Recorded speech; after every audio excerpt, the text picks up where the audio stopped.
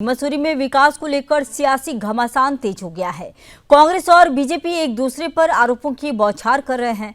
कांग्रेस नेताओं मनमोहन सिंह मल्ल और सोनिया आनंद रावत ने मसूरी की अव्यवस्थाओं पर सरकार को घेरा और कहा कि कैबिनेट मंत्री गणेश जोशी द्वारा किए गए हजारों करोड़ के विकास के दावे जमीन पर दिखाई नहीं देते। उनके अनुसार मसूरी आज भी जाम, अवैध निर्माण, बदहाल यातायात और पटरी व्यापारियों की समस्याओं से जूझ रहा है। कांग्रेस का आरोप है कि पीडब्ल्यूडी के साथ मिलीभगत कर निर्माण कार्यों में धांधली हो रही है, जबकि शिफॉन कोट के 84 प्रभावित परिवार अब भी पुनर्वास और मुआवजे से वंचित हैं। बीजेपी के युवा नेता आर्यन देव उनियाल ने कांग्रेस पर पलटवार करते हुए कहा कि प्रधानमंत्री नरेंद्र मोदी और मुख्यमंत्री धामी के नेतृत्व में उत्तराखंड तेजी से आगे बढ़ रहा है और मसूरी भी योजनाबद्ध विकास की राह पर है। उन्होंने आश्वासन दिया कि पटरी व्यापारियों को हटाए जाने से पहले उचित पुनर्वास दिया जाएगा और ट्रिपल इंजन सरकार मसूरी की समस्याओं का स्थायी समाधान करेगी। दोनों दल लगातार एक दूसरे पर निशाना साध रहे हैं, लेकिन जनता का ध्यान इस बात पर है कि जाम, अव्यवस्था, पटरी व्यापारियों की मुश्किलें और विस्थापित परिवारों की पीड़ा जैसी वास्तविक समस्याएं कब सुलझेंगी। मसूरी की उम्मीद अब केवल राजनीतिक बहस नहीं बल्कि जमीनी बदलाव से है। तो मैं ये बोलना चाहूँगा, सबसे बड़ी अदालत जनता होती है समाज की, और नेताओं को भी आईना जनता दिखाती है। और जब हम जाते हैं, हम अपनी बात जनता को पहुँचाते हैं।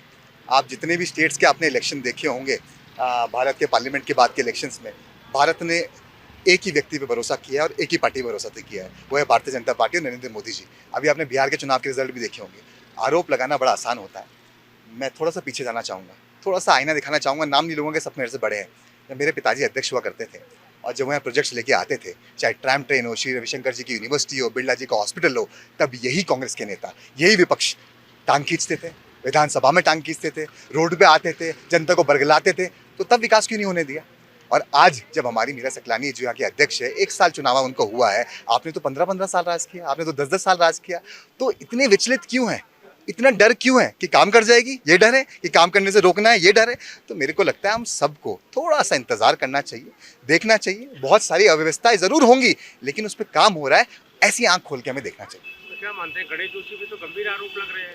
देखिए, एक व्यक्ति जब सामाजिक जीवन में होता है तो आरोप लगते हैं, चाहे वो मैं हूँ, चाहे वो गणेश जोशी जी हो, कोई भी हो। वो यहाँ के माननीय विधायक रहे और उन्होंने मसूरी को लास्ट 15 साल में एक स्टेट मैप में ले जाने का काम किया है। और विकास एक निरंतर प्रक्रिया होती है, एक दिन में विकास नहीं होता, 2 सालों में विकास नहीं होता। तो ये तो हम जो जनता की डिमांड्स है वो हल्के हल्के का ग्रेजुअली पूरी होती रहती है।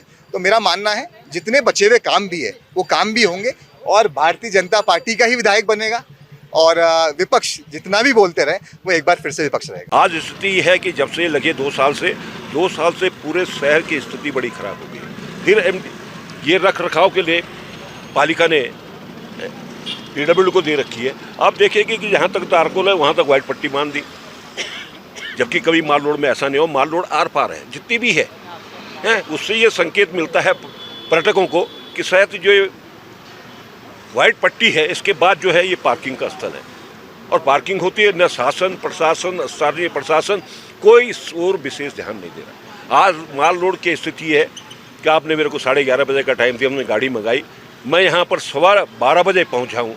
क्या स्थिति शहर की है? ट्रैफिक जाम है, लंडौर पूरा जाम है। आदमी कैसे चलेगा? कैसे इस शहर का उत्थान कैसे होगा? अगर हम कोई बयान देते हैं तो विपक्ष वाले चिल्लाते हैं, साहब ये तो इनके पास कोई काम नहीं है, हमारे अच्छे कामों को वो करते हैं। लोग कहते हैं अरे साहब गणेश जोशी ने किया, सब कुछ नहीं किया। गणेश जोशी क्या मुख्यमंत्री है प्रदेश का?